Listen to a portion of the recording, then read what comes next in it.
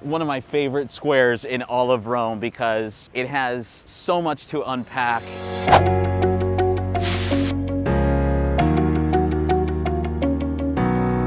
Piazza Navona has been the center of Roman life since ancient times. The piazza we see today results from a 17th century renovation and beautification project. But there is more to this neighborhood than just the piazza. I'm spending the whole day in the Piazza Navona neighborhood on today's episode since there are so many cool things to see and do. After exploring the fountains and the centerpiece of the piazza, the Church of St. Agnes, I'll make a pit stop at the Pasquino statue before heading to lunch. After lunch, I'll visit what remains of the Domitian Stadium, check out some free Caravaggio and Raphael, visit an architectural stunner, and after that, explore one of Rome's most underrated museums. Then, end the day with an aperitivo and epic views.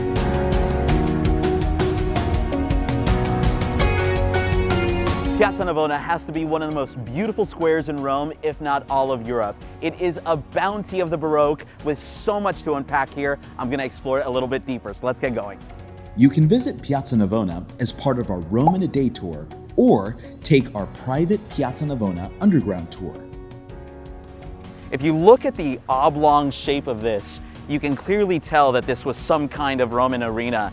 So that's kind of in the height of the Roman Empire. And I was here with my tour guide the other day, and I learned about so many myths and legends that are not true. So we're going to talk about that as we go to one of Bernini's absolute masterpieces. The Four Rivers Fountain is considered one of Gian Lorenzo Bernini's most extraordinary fountains. The fountain features a massive obelisk supported by a central rock structure featuring four river gods. The rivers show the Vatican's dominance over the expanding world, a common theme in papal commissioned art. The fountain portrays the following rivers: the Nile, representing Africa, the Danube, representing Europe, the Ganges in Asia, and Rio de la Plata, representing the Americas. The statues use symbolism to help onlookers identify each river god in Baroque fashion. They come in the form of plants and animals and blatant symbols. Rio de la Plata features coins that symbolize the riches brought back from America to the Vatican. The fountain was commissioned by Pope Innocent X, who was of the Pamphili house and very wealthy. He was the first and only Pamphili pope and likely commissioned the fountain since their palace was situated in the piazza. While the fountain didn't earn the family another papacy, the crest now flies high above the piazza. You want to hear a story that is almost certainly not true? Piazza Navona is the setting of one of art history's greatest smackdowns. Beautiful! The relationship between Bernini and Borromini was litigious, and this statue became a symbol of that rivalry. Bernini was one of the greatest artists of the Baroque era and constantly overshadowed Borromini. This rivalry caused rumors to turn into stories that eventually turned into legend. The feud ran thick, and in the mid-17th century, they found themselves working on the same piazza, which many believed was not by chance. Baroque artists were known for their hidden meaning and symbolism, so many speculated that Bernini added a hidden touch. The story that you hear now is that the river god Rio de la Plata falls backwards on a seat, shielding his face from Borromini's architecture and hoping that it doesn't fall. Great story, but unfortunately this is almost definitely a myth. Bernini and Borromini were not working in the same square simultaneously, and Bernini's Four Rivers Fountain was completed a year before they even started working on the church. And that, my friends, is interesante. Interesante. If you like this video so far, or if you just love history as much as I do, go ahead and give us a like, comment, and subscribe. That way we can keep making you great content. Fontana del Moro. Giacomo della Porta designed the original fountain in 1575, and it was simply a dolphin with 4 tritons. 8 years later, the statue of the Moor was placed in the center wrestling a dolphin. This may also be considered Neptune, but it would be awkward to have 2 fountains dedicated to Neptune in the same piazza. Regardless, in 1874, all of the original statues were moved to the Galleria Borghese and replaced with replicas. The Church of St. Agnes in Agony is arguably one of Rome's most beautiful church facades after St. Peter's Basilica. The concave facade leading into the door of the church would become widely adopted in Northern European churches. For more cool history and interesting facts, join us on one of our tours. The links are in the description below.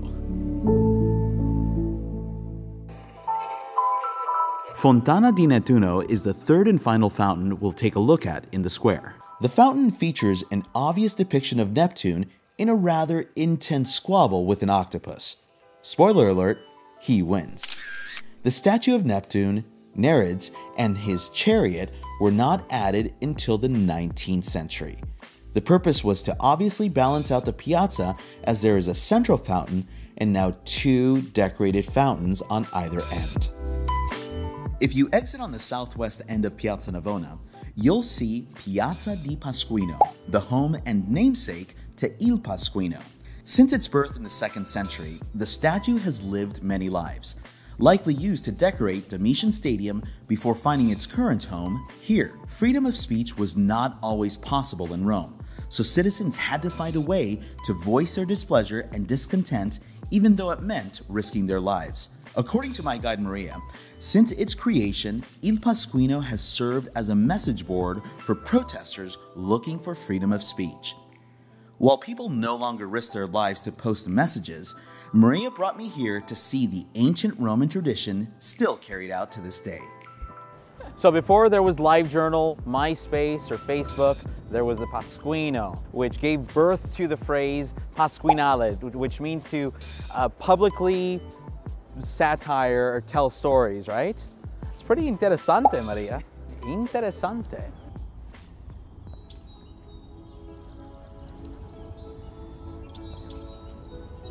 I'm standing in front of Castel Sant'Angelo, which is one of Rome's iconic sites. You can't miss it, and it's an important site because it was originally built in the 2nd century as a proposed mausoleum to Hadrian and later converted into a fortress. Due to its strategic position here on the Tiber and has a super long history,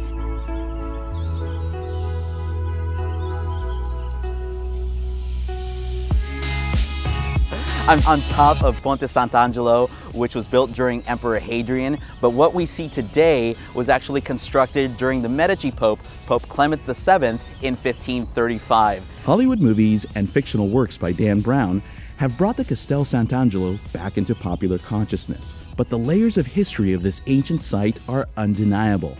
There is a secret passageway that connects all the way to the Vatican, allowing the Pope and the clergy to escape if necessary. And perched on top is the iconic statue of the Archangel Michael, revealing his sword, ready to protect mankind.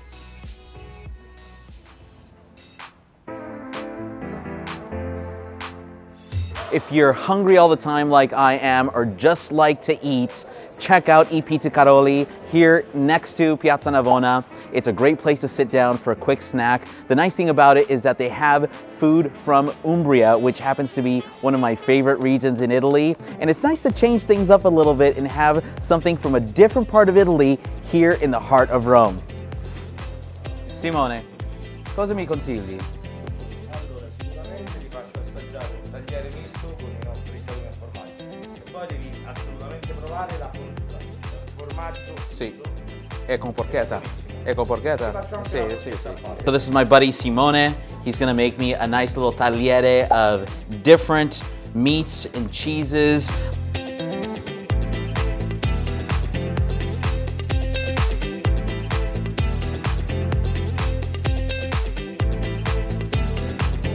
They specialize in the cuisine from Umbria. And most of it is from that region. The cheese is from Abruzzo. And I'm gonna dig in and try the mortadella with the pistachio.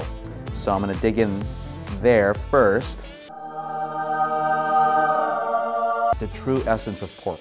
Porky goodness in your mouth. And this one has tartufo, a little bit of tartufo action. This bruschetta is awesome. I Pizzicaroli is a casual spot that is ideal for lunch or for aperitivo. So Simone gave me a glass of the Montepulciano d'Abruzzo, which doesn't come from Montepulciano in Tuscany, but from the region of Abruzzo. Simone, chin chin. Grazie mille. Yeah, man. Drinking with locals, relying on his expertise. This is what, you know, a good day in Rome is all about. If you love to make history fun and interesting, check out our tours of Rome. The links are in the description below. While Piazza Navona is this Baroque, you know, masterpiece, there is an element of the ancient. We can't see it visually from the outside, so we're gonna go inside and go back in time to experience a little bit of ancient Rome. So follow me. This is gonna be so cool. Domitian built much of Rome, including 50 structures like this stadium. It was used for Greek-style nude athletic events. I mean, we're talking, you know, the year 80 to 85, and they're building this massive, massive stadium out of brick. This is also a UNESCO World Heritage Site and one of the great wonders of ancient Rome.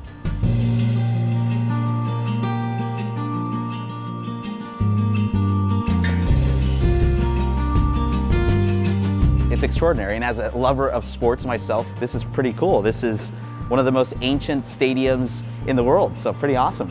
Pancration is the OG MMA. It's like a combination of boxing and wrestling, and the last man standing wins.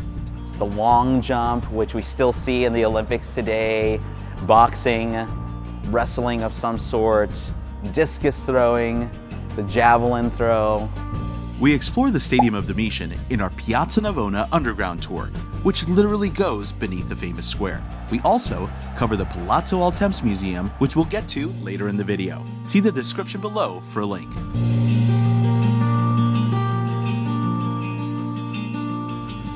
Just around the corner from Piazza Navona is this church, which is called Santa Maria della Pace, a church you should not miss if you're in this neighborhood, because there are Raphaels inside.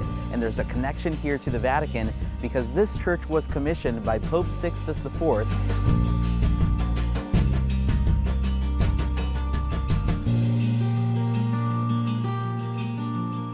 And you can actually have a coffee in the cloisters and still get a viewpoint of those Raphaels.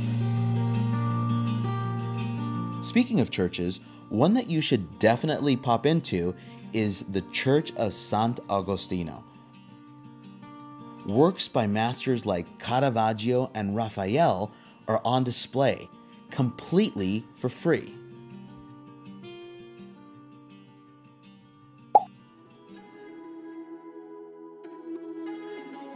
I'm standing in the courtyard of the Palazzo Altemps, and it's a small collection, a lesser-known museum here in Rome, just meters away from the Piazza Navona. I was here last summer with Sean checking out one of the key highlights, so I'm back again to explore a little bit more. This time I'm meeting up with Maria, the tour guide. We're gonna check out some of the key pieces. I'm really stoked to dig in a little bit deeper because this is kind of like a fascinating place that you can go at your own pace. There are 3 reasons Palazzo Altemps is so great. First, the museum is always empty, which makes for a relaxing visit. Also, it's not overly curated and mostly filled with statues. Finally, it has a beautiful cloister, which is really impressive. Palazzo Altemps is covered along with the Stadium of Domitian in our Piazza Navona underground tour. Check out the details in the description below. So I think that there's no better place to unwind after seeing all the sights near Piazza Navona than to come up to Terrace Borromini, have a glass of Franciacorta, and really get a bird's eye view of the piazza, of Bernini's masterpiece, and just take it all in. You know, this is just fantastic. It's a little bit pricey, you know, it isn't cheap, but you're certainly paying for the view. So in my opinion, it's certainly well worth it. I'm so happy I came back after my Rome in a Day tour to do a deep dive of the Piazza Navona neighborhood. I'm Angel Castellanos for the tour guide, and it's been a fantastic day exploring this neighborhood of Rome. Please comment, like, and subscribe, and don't forget to hit that bell so you can see our next video. Happy travels! But what we see today was constructed during the Pope I was here with Sean last summer to see one of the main I'm standing in the courtyard.